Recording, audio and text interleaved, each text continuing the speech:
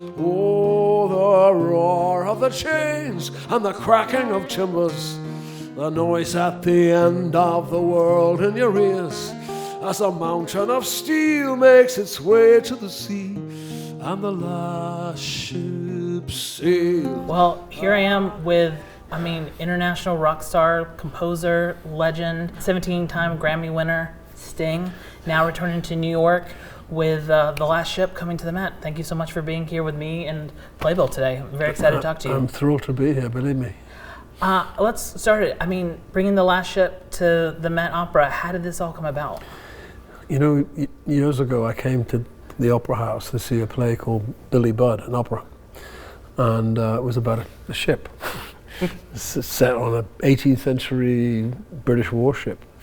And they filled it with they rebuilt the whole ship. And I thought, because I was thinking about The Last Ship, I think that's the kind of dimension I want the play to be in, if it could possibly happen. So I must have put a little spark out into the universe, and somehow it manifested, because here we are, and we're going to build a massive ship on this stage and launch it. So, sometimes you get what you fantasize. Yeah, massive is the right word. You mentioned today in your presentation, huge set, a cast of 49 as well. That must be really exciting to just see the way this production has grown. Hearing that number of voices sing these songs really excites me. Yeah. It really does, more than anything. Well, let's talk about Last Ship was on Broadway back in 2014. Yeah.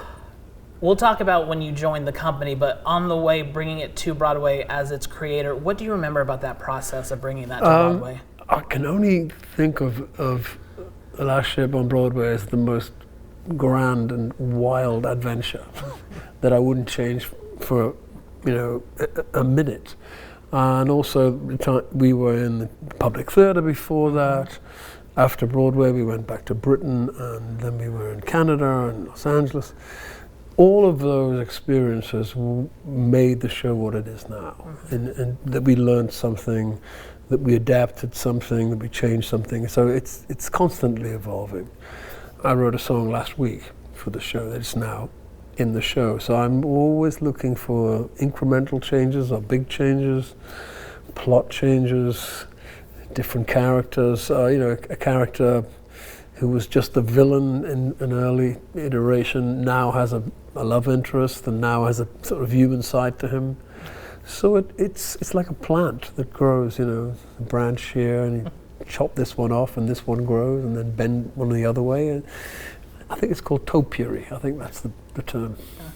I've loved listening to this story of this creation of this musical, because I know that early on, you and your team talked about how you guys wrote enough music for 2 musicals, not alone just one, and then it must be really exciting for you then to be going back to the rehearsal room for bringing this to the Met, and then you're bringing it all over the world as well. That must be really exciting. You just have a whole canon of songs that you could use, and just have them there lying fallow for use further down the line. I'm sure there will be another production in 10 years' time that's completely different to this one. Yeah. I hope. It'd be better. Well, we have a lot of younger audiences who maybe did not see that back in 2014. So can you tell us, what is The Last Ship? The Last Ship is it's sort of a biographical story, and it's about my hometown. It's a character in it who could be construed as being like me, not quite like me. I was born in a shipyard town on the northeast coast of England. Didn't want to work in the shipyard, so I escaped, became a successful rock star, as you say.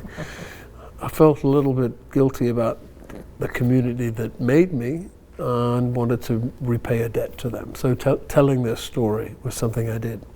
But it's also a love story. It's a complex love story of, love that's broken up at a young age, and then they return. Love never runs smooth. It's that old story.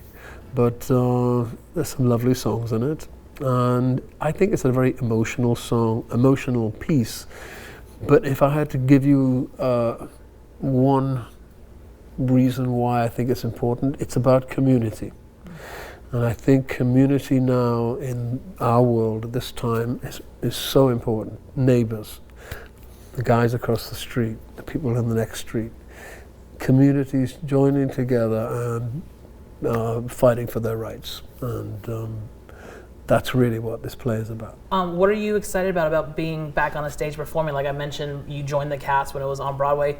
What are you excited about to be and then performing on the Metropolitan Opera stage? You know, it's hugely exciting, and it's such a privilege to have this opportunity. You know, something I never in a million years would have anticipated. So I love being on stage in a play. It's such a tightrope walk. There's no safety net.